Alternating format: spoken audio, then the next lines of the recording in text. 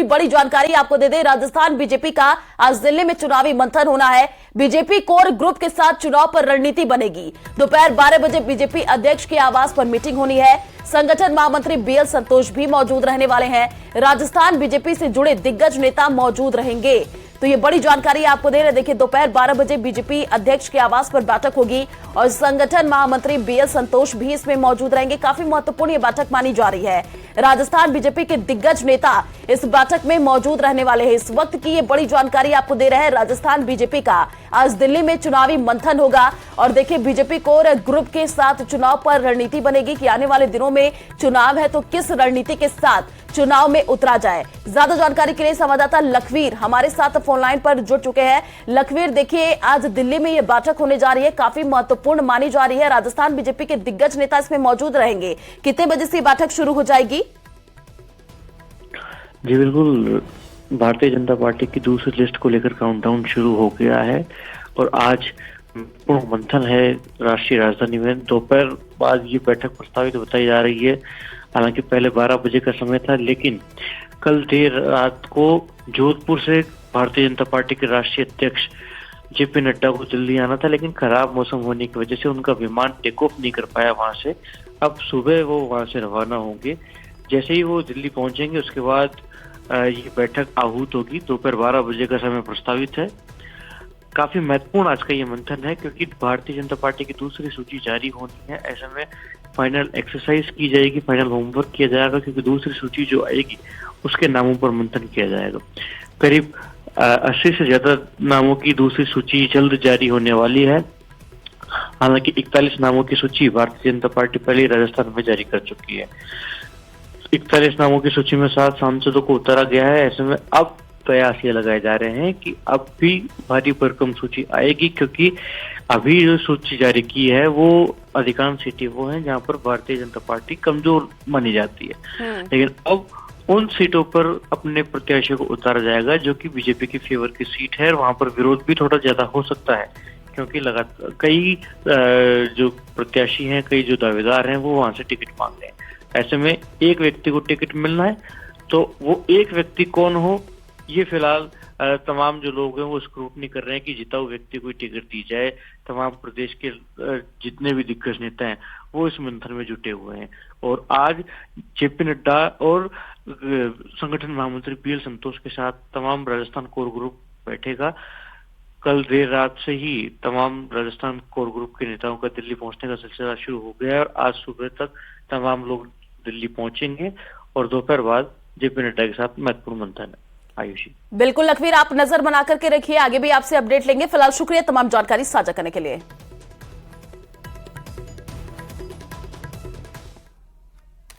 तो राजस्थान बीजेपी की आज दिल्ली में अहम बैठक होगी। राजस्थान बीजेपी कोर कमेटी की यह बैठक होनी है। बीजेपी अध्यक्ष JP Nadda Rajasthan core group की बैठक लेंगे। दोपहर 12 बजे जेपी नड्डा के आवास पर यह बैठक होने वाली है। संगठन महामंत्री बीएल संतोष भी इसमें मौजूद रहेंगे। साथ ही भाजपा प्रदेश अध्यक्ष सीपी जोशी, केंद्रीय मंत्री गजेंद्र सिंह शेखावत और पूर्व सीएम वसुंधरा राजे प्रभारी अरुण सिंह दिल्ली पहुंचे हैं।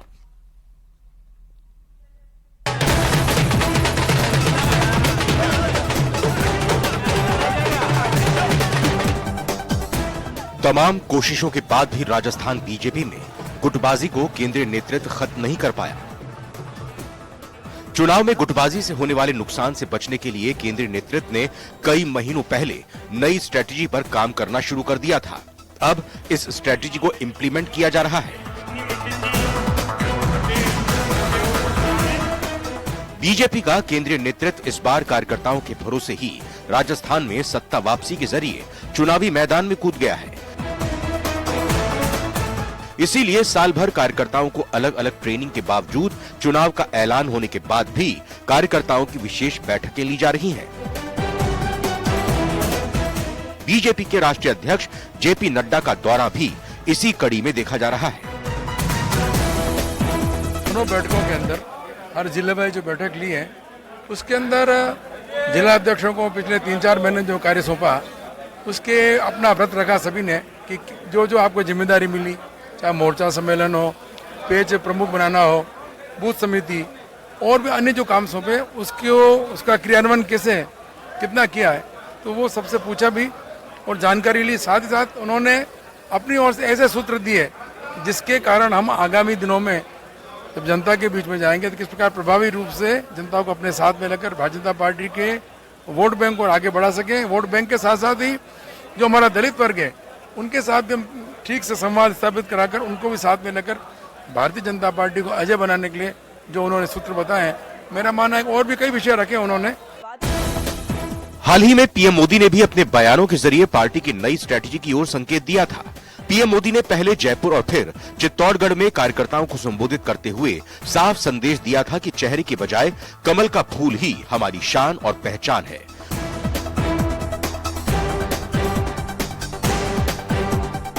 बीजेपी की इस रणनीति के चलते ही इस बार परिवर्तन यात्राओं में भी पार्टी ने किसी को भी चेहरा नहीं बनाया था। अब जब पार्टी ने 41 प्रत्याशियों की पहली सूची जारी कर दी है और ज्यादातर प्रत्याशियों का विरोध हो रहा है, तब भी पार्टी कार्यकर्ताओं को प्रत्याशी के बजाय कमल के फूल पर फोकस करने को कह रही है। जेपी नड्डा साहब ने ऐसा मंत्र दिया है कि जितने भी कार्यकर्ता पदाधिकारी बाहर आए उनका चेहरा देख के आप देख सकते हो सरकार आ रही है। मंत्र नहीं बताएंगे, वो चुनाव में काम आएगा। चुनाव में जनता को बताना पड़ेगा, समय समय में आपको भी बताएंगे।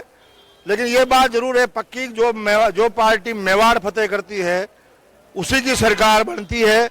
और मेवाड़ में जिस तरह से वातावरण बना है तो निश्चित तौर से 28 में से 25 सीटें भारतीय जनता पार्टी चुनाव आज की तारीख में जीत रही है।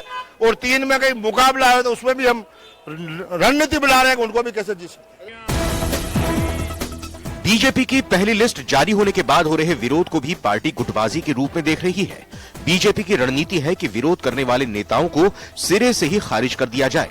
अगर कार्यकर्ता चेहरों के बजाय कमल के फूल को ही प्रत्याशी मान लेते हैं तो चाहे कितना भी बड़ा नेता बगावत करे, पार्टी पर भी इसका असर नहीं पड़ेगा। इसी कारण से पार्टी ने पहले से ही कार्यकर्ताओं पर विशेष फोकस किया है। सौरभ गृहस्थी, न्यूज़ 18 राजस्थान।